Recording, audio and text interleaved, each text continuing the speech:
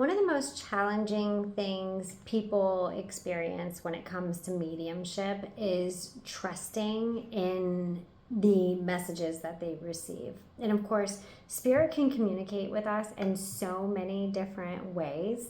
And right now, what I'm going to focus on is the concept of clairsentience. Clairsentience has been a topic that has been brought up multiple times today. And this is the sixth sense gift of feeling. That feeling could include feeling presence of spirit around you, the pains that they experience during their lifetime. For me, more often than not, it's what they experience going into their transition or leading up to it. It can be feeling pressure on the sofa right next to you where you're sitting when your loved one sits down, their touch, and different emotional states that they've gone through. And so there's a lot to clairsentience, and you don't have to be a medium to receive a clairsentient message. Any of the clairs, actually. So we all have the ability to communicate with our loved ones on the other side because they are a part of our guidance team. And so sometimes too, when people are clairsentient or highly empathic and spirit comes around them, it comes in as like a form of anxiety. So if you think that you have gifts, especially along the lines of feeling, so empathy or clairsentience, you may want to start researching more, learning more about those gifts and how to channel, how to balance and align your energy as well as to protect it in case you're picking up on spirit. Of course, there's all different reasons why people get anxiety. So I'm not linking it to that. I'm just saying that if you have deep feeling empathy or clairsentience naturally and spirit is coming around you, sometimes you don't know how to process that in a cognitive way, and so it yields a result of anxiety.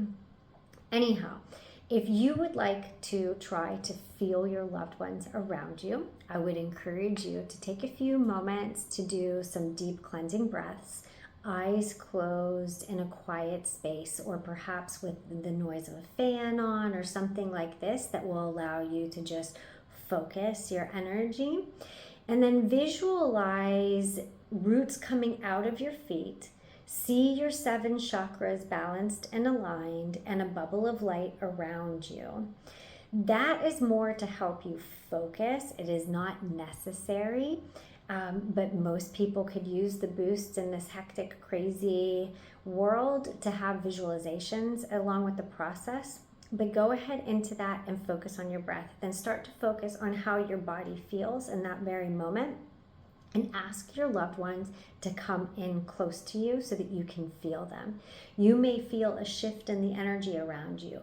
You may literally start to feel pressure in your chest, like around your heart, or you may feel like a discomfort that you would associate with your loved one prior to their passing. And then ask them to give you a sign of their presence, perhaps a gentle touch on the shoulder or a caress to the face, something that you would feel comfortable with. And if you're extremely scared, you may not get anything.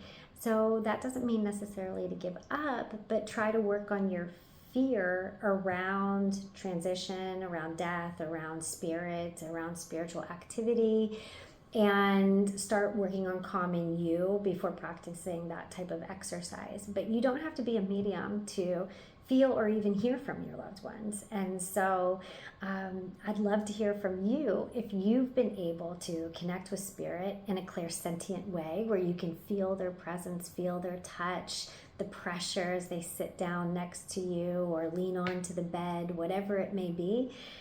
Who have you felt? And in what way? It's such a gift, and I think it's time to share.